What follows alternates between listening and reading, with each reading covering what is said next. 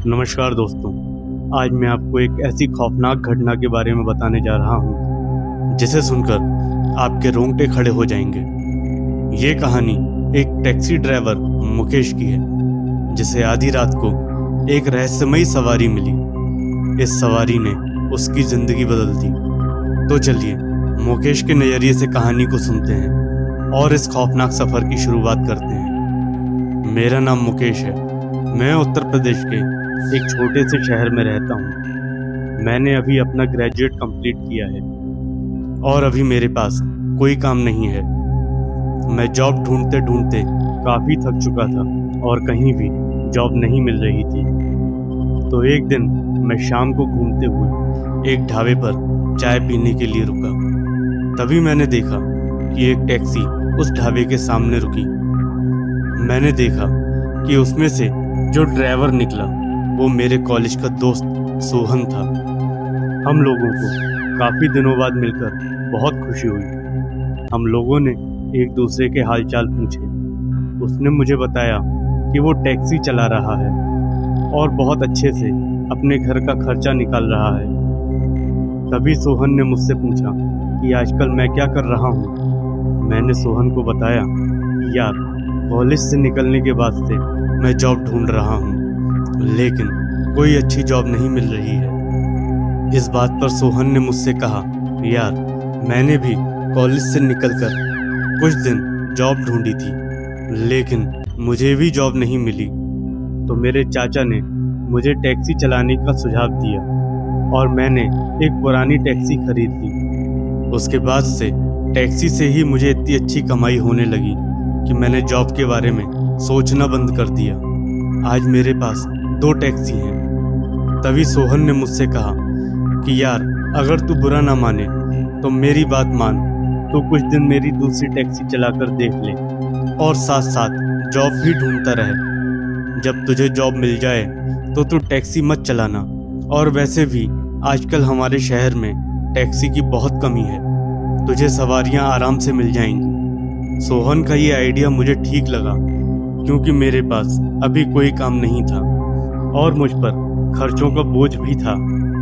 और अच्छी बात यह भी थी कि सोहन मुझे अपनी दूसरी टैक्सी भी दे रहा था चलाने।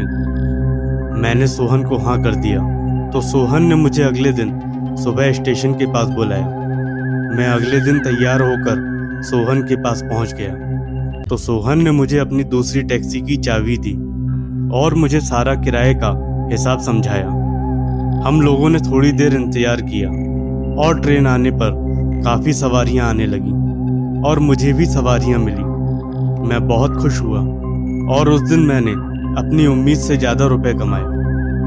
मेरा काम अच्छा चल रहा था तो मैंने रात में भी टैक्सी चलाना शुरू कर दिया। सोहन ने मुझे बताया कि रात में टैक्सी चलाना थोड़ा खतरनाक हो सकता है। उसने मुझसे कहा कि रात को मैं ध्यान से टैक्सी चलाऊं।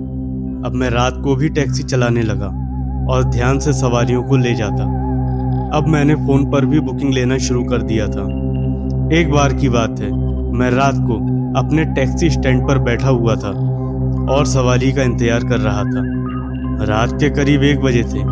शहर की गलियों में सन्नाटा पसरा हुआ था और ठंडी हवा हड्डियों में कपकपी पैदा कर रही थी। ये मेरे लिए एक सामान्य रात की तरह ही लग रही थी। जैसे ही मैंने अपनी आखिरी सिगरेट का कश लिया और गाड़ी में बैठने की तैयारी कर रहा था, तभी अचानक मेरे फ़ोन पर एक बुकिंग आई। बुकिंग एक सुनसान इलाके से थी जो शहर से काफ़ी दूर था। मैंने थोड़ी हिचकिचाहट के बाद बुकिंग स्वीकार कर ली। आखिरकार टैक्सी ड्राइवरों के लिए हर सवारी मायने रखती है।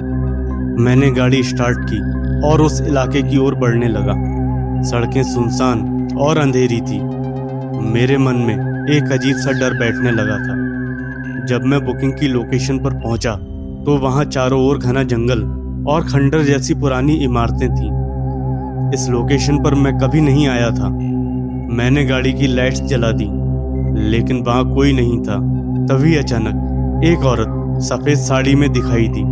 उसकी आंखें लाल थीं और चेहरा बिल्कुल सफ़ेद, जैसे उसने सालों से धूप नहीं देखी हो। वो धीरे धीरे मेरी गाड़ी की तरफ बढ़ रही थी। उसके आते ही मेरी गाड़ी के शीशे पर धुंधलापन आ गया और बाहर का तापमान गिरने लगा। वो औरत गाड़ी के पास आई और दरवाजा खोला। उसकी आवाज में एक अजीब सा कंपन था। वो बोली, भैया क्या आप मुझे सिटी अस्पताल तक छोड़ सकते हैं? मैंने हाँ में सिर हिलाया और गाड़ी चलाने लगा। जैसे ही मैंने गाड़ी चलाई, मेरी गाड़ी की लाइट्स बार बार टिमटिमाने लगी। रेडियो खुद ब खुद चालू हो गया और उसमें से भयानक गाने बजने लगे। मेरे शरीर में अजीब सा डर और बेचैनी होने लगी। मैं समझ नहीं पा रहा था कि ये सब क्या हो रहा है। जब मैंने उस औरत से बात करने की कोशिश की तो उसने बस एक ही शब्द कहा, जल्दी चलो। उसकी आवाज में ऐसा कुछ था जिसने मेरी रूह को कपा दिया। उसके बाद वो बिल्कुल चुप हो गई। मैंने बार बार आईने से उसे देखा, लेकिन वो सिर झुकाकर बैठी रही। रास्ते में मैंने देखा कि हर गली के कोने पर अजीब से साए घूम रहे थे। वो साए इंसानों के जैसे दिखते थे, लेकिन उनके चेहरे पर कोई भाव नहीं था। ऐसा लग रहा था जैसे वे हमें घूर रहे हों। मेरी गाड़ी के शीशे पर अचानक खून के धब्बे दिखने लगे।